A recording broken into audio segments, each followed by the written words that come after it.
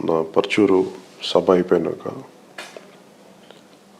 మా party spokes person Rayapati Arun గారు 12 గంటలకి స్థానిక ప్రకాశం జిల్లా ఎమ్మెల్యే పేర్లు చెప్పట్లేదు, వారికి సంబంధించిన వ్యక్తి ఒకరు ఫోన్ చేసి కొంచెం కించపరిచేలాగా, అసభ్యకరంగా, ఆడబిడ్డల మానమర్యాదాన్ని కించపరిచేలా మాట్లాడిన విధానం మా స్పోక్స్ పర్సన్ రాయపాటి అరుణ్ గారు దాన్ని వీడియో షూట్ చేసి ఆ ఎమ్మెల్యే ఎవరైతే ఉన్నారో ఆయనకి ట్యాగ్ చేస్తూ ట్విట్టర్లో పెట్టారంట.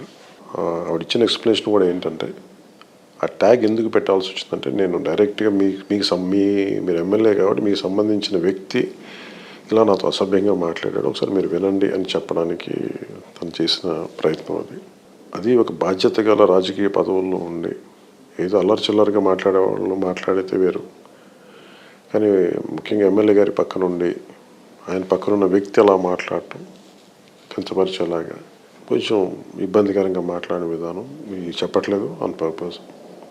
చేసిన తర్వాత అది మహా టీవీ, 99 టీవీ, అలాగే కొన్ని స్థానిక ఛానల్స్, ప్రకాశం ఛానల్స్ టెలికాస్ట్ చేయటం, దాని మీద కొంచెం ఎక్కువ గొడవ అవడం జరిగింది.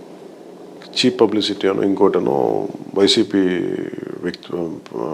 పార్టీ సభ్యులు మాట్లాడటం, నాయకులు మాట్లాడటం నిన్న దాకా జరిగింది. మొన్నటి నుంచి పదే చెప్తా ఉన్నాను చాలా సందర్భాల్లో.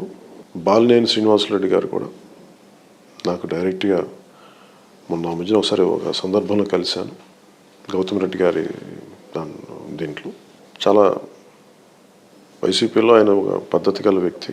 సో వారికి కూడా నేను తెలియజేస్తాను, దీన్ని ఒక ఆడపిల్ల మీద ఆయనకి సంబంధించిన వ్యక్తులు మాట్లాడినందుకు అది పెట్టి టీవీ, ముఖ్యంగా మహా టీవీ, 99 టీవీ పెట్టింది, వాళ్ళ మీద కేసులు పెట్టారని తెలిసింది.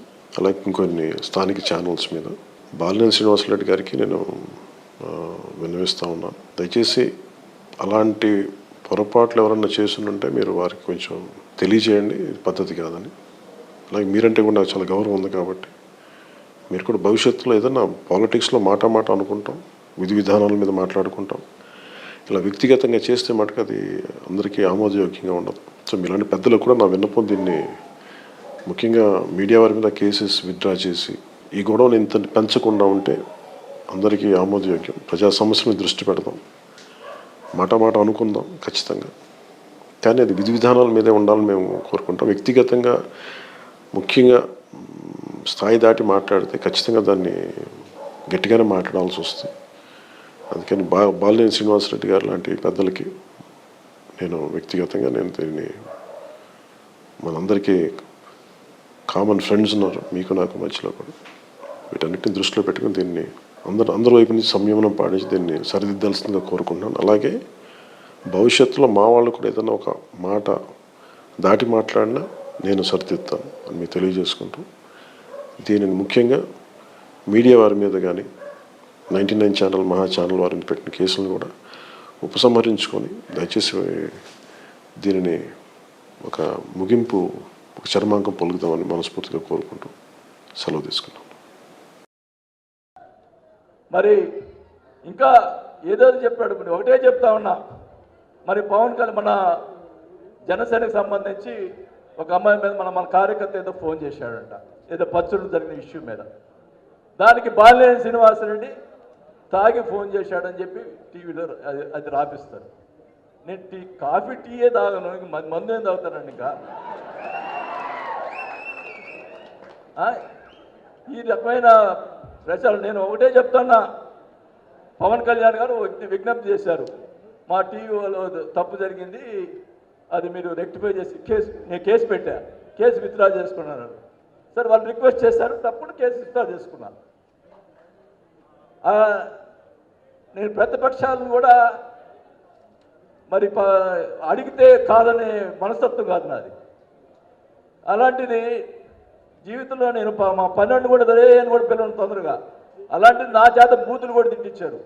అంటే నేను ఎంత బాధపడి ఉంటానో ఒక్కసారి ఆలోచించాలని కూడా తెలియజేసుకుంటా ఉన్నా. ఎంత ఇరిటేట్ చేస్తూ ఉన్నారు. అసలుకి ఏమీ సంబంధం లేని దాన్ని తీసుకొచ్చి మీడియా ముందర ఏది మాట్లాడి ఇష్టం వచ్చినట్టు మాట్లాడతారు. ఏం మాట్లాడతారు? దానికైనా ఒక అర్థం ఉండాలి కదా. నేను చెప్తా ఉన్నా, నేను తప్పు చేస్తే మీ ముందు తల ఉంచుకొని రాజకీయాలు మానేస్తా. ఇంత దుర్మార్గమైన వాళ్ళు పెట్టినటువంటి ఏ అయితే పెట్టారో దాంట్లో ఏదైనా ఒక్కటి నిజం, చిన్న నిజం ఉన్నా కూడా రాజకీయాల నుంచి విరమించుకుంటాను కూడా తెలియజేసుకుంటా ఉన్నాం. కానీ ఒకటే చెప్తా ఉన్నా, ఈ రకంగా మెదకుండా ఉంటున్నాడు అనుకుంటున్నారేమో, ఇంకా ఊరుకునే సమస్య లేదు. దీని మీద చర్యలు తీసుకుంటాం తెలియజేసుకుంటా ఉన్నాం. ఒకటే చెప్తా ఉన్నాం, వైఎస్ఆర్ పార్టీలో ఉన్నవాళ్ళు కరెక్ట్గా ఉండండి. అటు ఇటు డ్రామాలు చేస్తే కాళ్ళు ఇరుగుతాయని కూడా తెలియజేసుకుంటా ఉన్నాం. ఒకటే చెప్తున్నాం, ఎన్ని రోజులు ఓచుకుంటాం, ఓపిక పట్టా ఎన్నిసార్లు ఎవడు ఏం చేస్తున్నాడో నాకు తెలియకుండా ఉంటాయి అనుకుంటున్నారా? అన్నీ తెలుసు నాకు, ఎవరు ఏం చేస్తారో అన్నీ తెలుసు. అయినా ఓపిక పడతా ఉన్నా. దానికి ఒక లిమిట్ ఉంది. నేను ఉప్పు కారం తినేవాడిని, నాకు రోషం పౌరుషం ఉంటాయి. ఈ రకమైన చేష్టాలు చేస్తే మటుకు ఊరుకునే సమస్య లేదు. ఏ విషయమైనా నేను సీఎం గారి దృష్టికి తీసుకోవడం జరుగుతుంది.